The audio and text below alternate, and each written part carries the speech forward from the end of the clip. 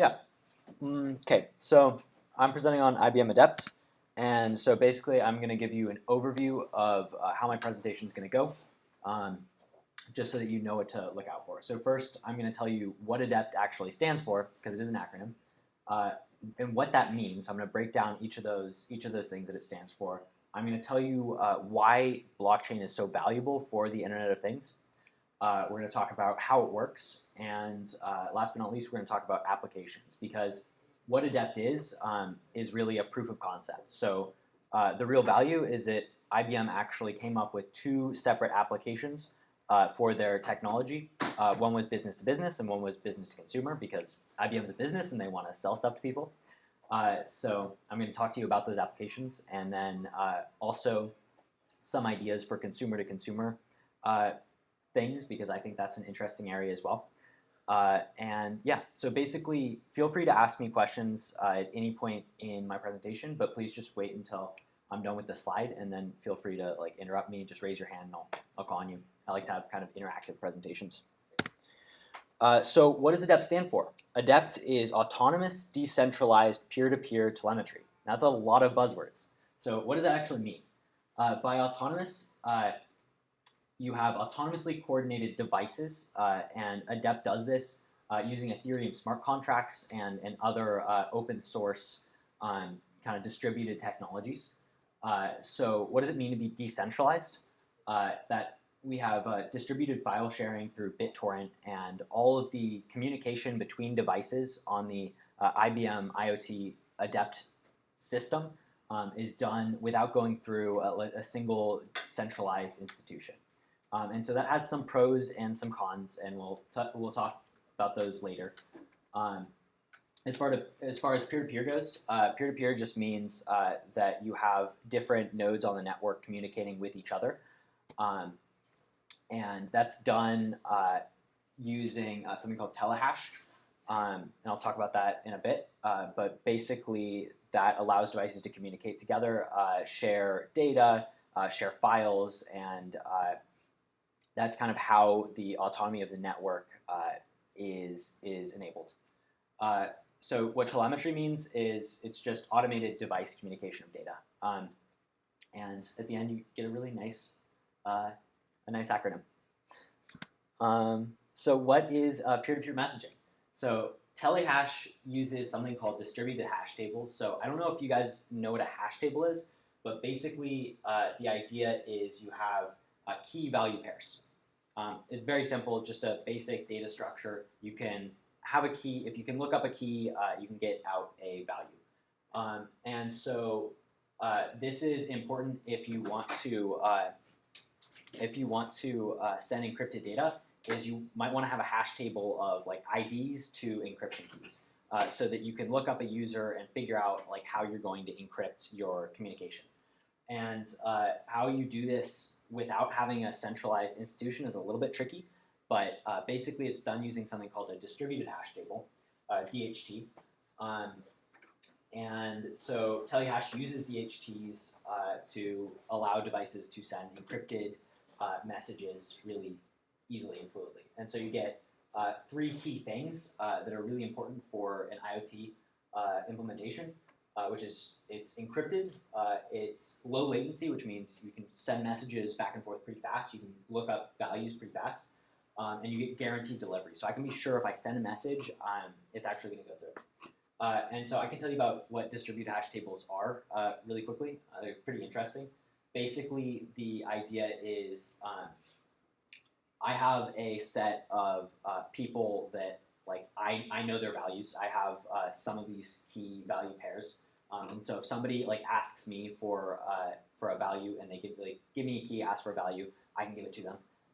But if I don't have it, I can point them to my neighbor who's closer to it, and until they get all the way to that value. So if you see this circle right here, you kind of bounce around nodes until you get to the person who actually has the value you're looking for. And there's a lot of extra stuff behind that makes it so you don't actually have to trust anybody, and sort of similar concepts to what drives Bitcoin. but that's basically the core idea, is that it lets you have a database of key value pairs without having a centralized institution. So another key thing, yeah? Actually, I want to ask about the last slide. So you have to use a cryptographic hash function for this data table, for the distributed data table, but is it required for all uses of the data of the hash table? No, like generally, so a regular hash table is generally something that you just decide you trust, right? So it's just kind of the basis for like a database, for example. So I might have names and phone numbers, and that could be a hash table. And I generally probably don't need my names and phone numbers to be like encrypted and super secure if I trust that like central institution. But when you have a distributed network, you need it to be trustless, and so you don't want centralization, so you use distributed hash tables.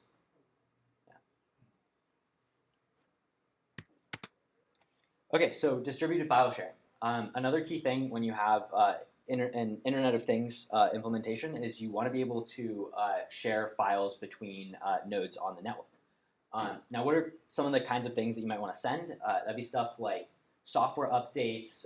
You might want to send media. You might want to send large files of like sensor data, stuff like that. That it can't just be sent as like a text message like through telehash. So IBM Adept uses BitTorrent, which I am guessing most of you have probably heard of. It's a very common like torrenting implementation, which also uses distributed hash tables. And some of the pros of BitTorrent specifically are it uses network bandwidth pretty efficiently, and it discourages leeching. So you don't want nodes to just be able to take files, without contributing to the network. So kind of similar game theory to Bitcoin mining, where you have to kind of contribute. It's not actually done by transactions, though. It's you have to help people download files and upload files and whatnot, and that's how you drive the network without having a centralized server. So for autonomous device coordination, which is obviously the basis of what IoT actually is, you want to have like complex device interaction, and this is enabled through Ethereum smart contracts, which is the core of what makes IBM Adept actually a blockchain product in some ways. And why they used Ethereum rather than like Bitcoin or other blockchain solutions is Ethereum has a Turing-complete scripting language, which allows you to write really complex binding contracts. So you can have nodes on the network basically make contracts with each other and agree on something, and they're actually bound to do it.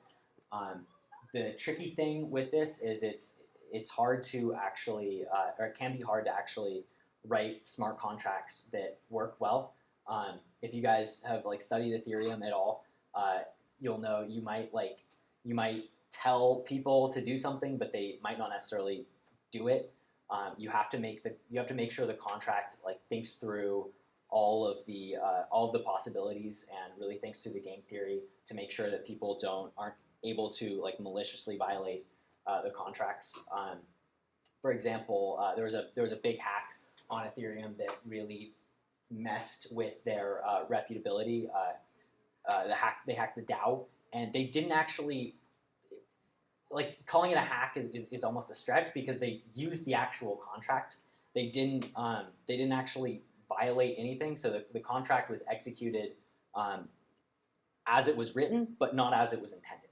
So making sure that your contracts align on both intention and function is pretty tricky, especially when you're trying to do really complex things like distributed organizations or complex Internet of Things functionalities. But what Ethereum lets you do is a lot of really cool stuff. So your device owner has more control of their products than they might have if the original producer, the original manufacturer of the device was the same person that was controlling it. So you can maybe have a fridge from one company and microwave from another company and I don't know, a robot from a third company, and they can all interact with each other without going through third-party software that you have to pay for, without being able to like maliciously kind of mess with each other. Like maybe one device might want to like mess with the fridge so that people are less likely to buy fridges from that brand. So you basically using these contracts, you can have complex behavior that's that has like certain levels of permission for different devices and prevents them from interacting maliciously with each other. Any questions? Yeah. Are these contracts visible to everyone? Yes, because Ethereum is a blockchain implementation. Everything is public, right? Not everybody has a copy, but a lot of people have copies. Every complete node has a copy. So all these things are totally public. And that is you bring up a good point, because that is one of the big issues with having a distributed Internet of Things solution is like maybe you don't actually want people to know what you're doing with your devices. Maybe you don't want people to know what those contracts are. And so you can lose privacy, and there are like kind of tricks that you can do to make your contracts more private, or kind of obscure the connection between you and your devices. But there's definitely issues that arise when you have a public thing like a blockchain. Yes. Okay. So blockchain and IoT. I'm going to basically take you through some of the pros and some of the cons. So the biggest pros, in my opinion, are you have really immutable product registration. So once a device is produced and added to the blockchain, you can record like who's owned the device over time, when it's been serviced, like accidents it's gotten into. Let's say it's a car, right? If you have that device registered on the blockchain, you have no doubts about what it's been through, and so you can be more confident in your device's history if you're like selling it to somebody else or whatever. This is also really important for like warranties, repairs, product recall. I think a lot of that stuff is self-evident, but yeah, it's interesting as well. The other big pro about having a blockchain-based IoT solution is you get a very robust network, possibly more robust than a single centralized institution, because if a company's servers go offline, then maybe your entire house goes offline. Maybe your car, your toaster, your fridge. That's kind of problematic, right? You want your stuff to work even when the internet's down for a certain company. When you have when it's entirely based off of peer-to-peer, even if like a third of the network goes offline, maybe your device is slowed down and stuff isn't as fast, but at least it's still working. Now, how blockchain is actually used for the Internet of Things in IBM's Adept implementation is everything's kind of treated as a transaction. So stuff like power consumption, functionality, it's sent and received as messages and transactions. So like your fridge and your washing machine might be trading kind of virtual tokens based off of power usage to use power most efficiently, which is really powerful because it unlocks a lot of capital that's currently unused. If you can have your devices use power when it's cheapest, and not overload the power grid, then you can have more efficient power usage, pay less money. There's a ton of pros. It might even be helpful for the rollout of sustainable power. If you can time your devices to work, when the sun's up, that could be really powerful. So what are some of the primary challenges?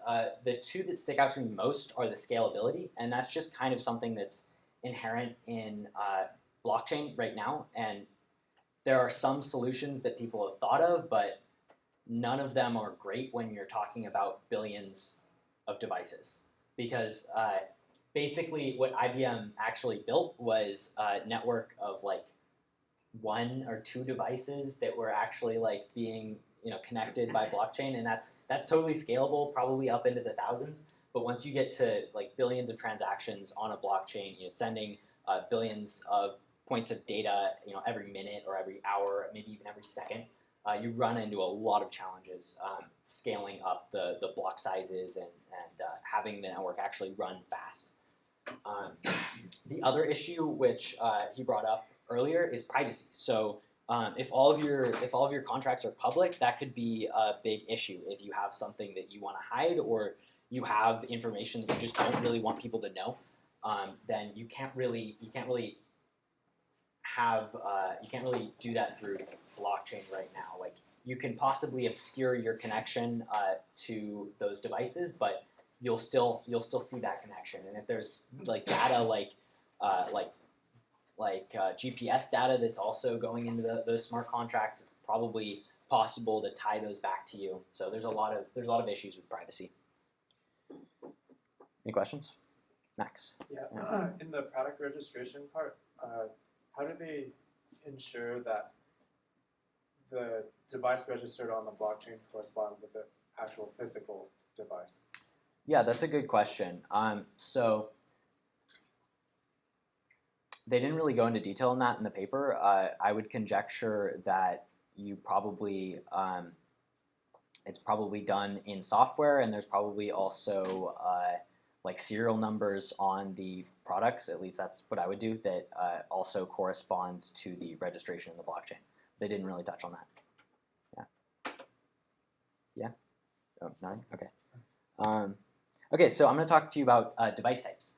This is a really important thing when you have a ton of different types of devices. Is you need to you don't want to actually have the entire blockchain on every single device. You don't need the blockchain in your smartwatch, right? That'd be ridiculous, and you just don't have enough space in your smartwatch to hold gigabytes of data. So you have different types of peers on the network with different levels of functionality and different levels of responsibility, basically. So at the very base, you have light peers, which basically can access the blockchain. They can message. They can do limited file transfer, but they're not really trusted. Like, you don't consult a light node to verify anything because they don't actually have a copy of the blockchain. So one example of like a light peer would be literally a light bulb.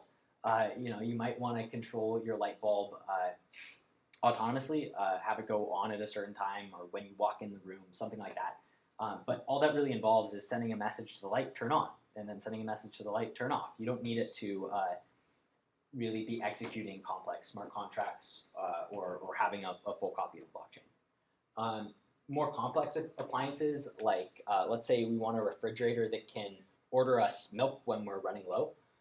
Those might be standard peers. And so those are able to verify transactions, and they can do other stuff like sort of analyzing data that they're producing. So they have to have some more computing power and storage.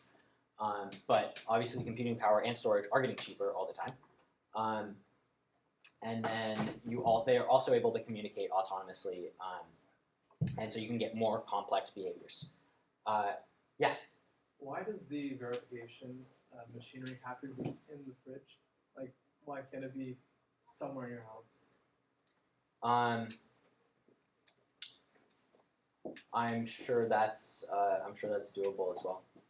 I don't know. Their implementation. I think for their implementation, they did a smart washing machine basically, and it had the computing power on board, so it was able to, I think, order soap when it was running low. But I don't see why you couldn't have like a single computer that's able to control multiple devices. That seems totally reasonable. And then at the top level, you have really intense peer exchanges, which are basically just giant servers. And these would probably be owned by large corporations or rich investors. And so there you get into kind of the scary place of centralization. But it's you have anybody is able to set up a peer exchange. So there's definitely like startup costs, which restricts like a fully like fluid market, but because it's not easy to enter the market. But at the same time, anybody with the capital is able to set up a peer exchange. And all that is basically a computer with a full copy of the blockchain that processes all these transactions between devices. So yeah, it kind of takes the place of like a central server or institution. Any questions about peers, types of peers? No? Okay. Yeah, so another, yeah, okay. Let's see. Did that change?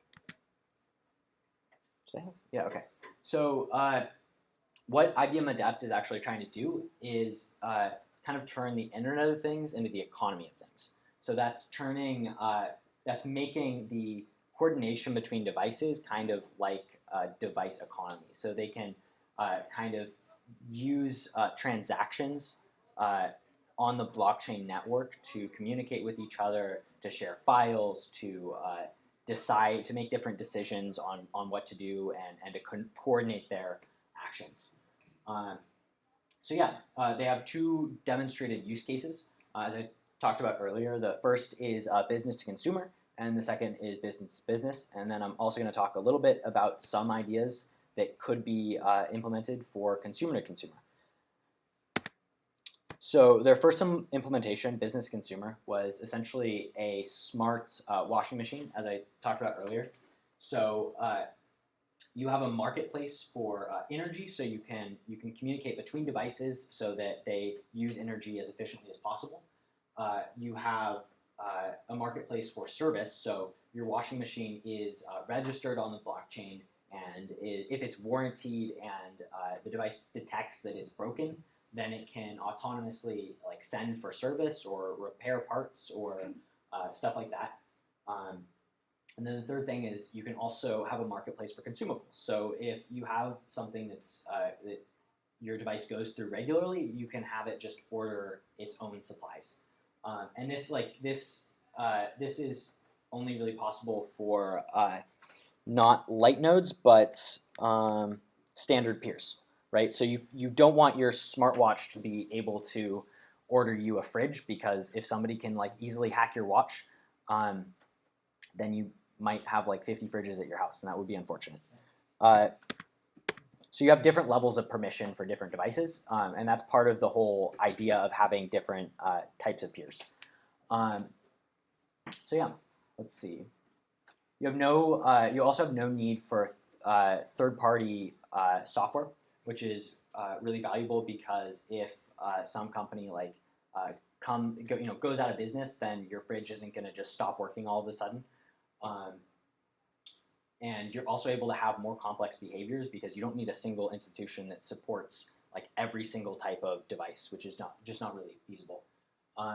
Because it's kind of like a single platform that all different types of devices that are light peers or standard peers can communicate and interact through. Yeah, so that was IBM Adept's business to consumer implementation. Any questions on that or comments? I think there's a lot of cool things that you can do business to consumer. Basically, I think where they're thinking of monetizing this would be they'd probably be one of those full peers that actually like processes transactions, stuff like that. And so they wouldn't have like full autonomy over the network, but they would be able to be a provider for those marketplaces. I have a question. Yeah. Do you know where in the washer experiment they were ordering the detergent? I have no idea. Yeah. It was just they had it. Yeah, I don't even know if they legitimately like ordered detergent online, or if they just like said, hey, it knows when to order detergent, and then figure it out. But who knows? I think it'd be like probably reasonably trivial to implement. Yeah, one day it'll be like an Amazon or something. Right. Yeah. So you could just or even like what else would be cool is see the real like power of the blockchain, I think, is making stuff more efficient. That unlocks like so much value. So it's possible that maybe your washing machine could even shop around for detergent. Like you have a preferred type, and then it does the research on its own, finds the cheapest detergent, and orders it. Like what who knows? But there you go. You unlocked like maybe 10% savings on like each order of detergent, and you're saving yourself a ton of money in the long term. And you're increasing competition between businesses as well, because then there's not just like a single place that people go to. It's distributed, so whoever's providing the cheapest good is the one who's actually getting the most getting the most customers. Instead of, because nobody's like researching. I don't think most people are researching like where should I buy detergent. They just go to the first place that occurs to them, probably Amazon. But if your device can actually shop around for you, then Commoditized. exactly. So their second implementation was business to business, and how they did this was basically in advertising market. So if you have somebody who owns a big display, and you have somebody who wants to advertise possibly on that display, then basically IBM can use Adept to connect these two people. And yeah, so this eliminates the need for a third-party like advertising agency that connects advertisers and owners of like capital that are able to advertise, and that again makes stuff more efficient. So you get cheaper ads, and the people actually own that capital can make more money too.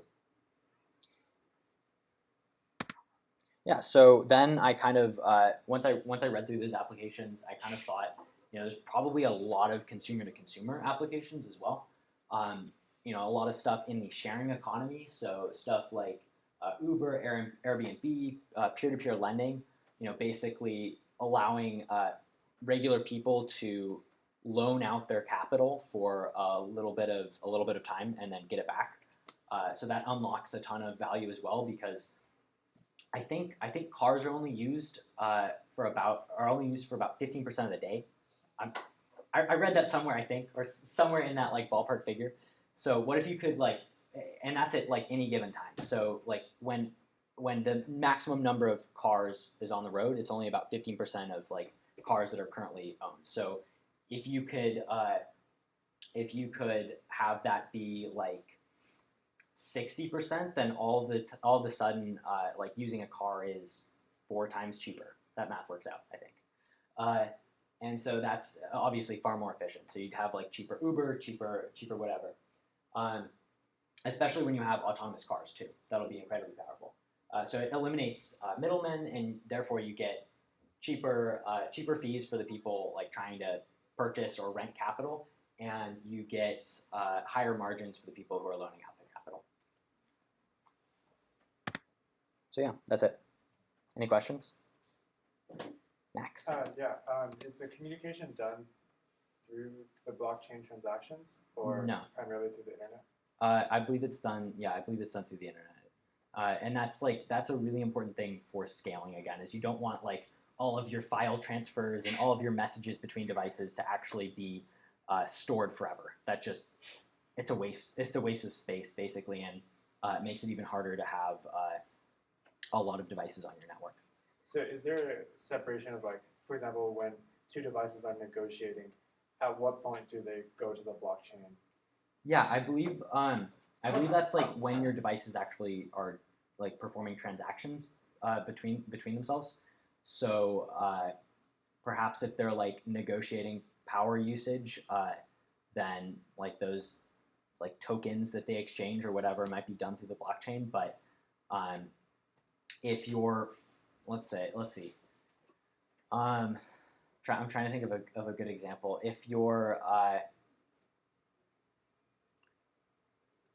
you have some device that like knows when you're asleep, and you want your like washing machine to not go on like when you're trying to fall asleep, then that would probably be done like off the blockchain. But again, like because you don't need a transaction for that, you just need the devices to be able to communicate with each other. But you said that transactions between like communication between devices is treated as transactions, right? But those transactions do not need necessarily being written on blockchain, right? Right. So I might have misspoke, but basically not everything is a transaction. You just have a lot of the functionality being driven by transactions. Okay. If that makes sense. So a lot of stuff is just encrypted communication between devices. Okay. And that's the whole. If you turn back to slide number Here. 5. Yeah, let me. Let's see. So okay, this is a good slide for what I'm talking about. Basically, we use no, this is not what I was looking for. No, this is fine. Basically, Ethereum is used for the actual transactions in the Adept implementation, and then Telehash is used for the regular messaging between nodes. So there's a lot of different functionality. That's why they have a lot of different. That's why they're implementing a lot of different open source things. You're not like doing file transfer through the blockchain. You're not doing regular messaging through the blockchain. It's just transactions. Yeah. So like your device is still able to notify you of stuff without actually using the blockchain. See these lines? Like basically the blue stuff is just regular messaging, and then the pink stuff, I believe, is actual blockchain transactions. So they do a lot of communication before they make transactions. There's some communication that requires no transactions whatsoever, and then there's some stuff that's just purely a transaction. Does that clarify it at all? Yeah. Anything else?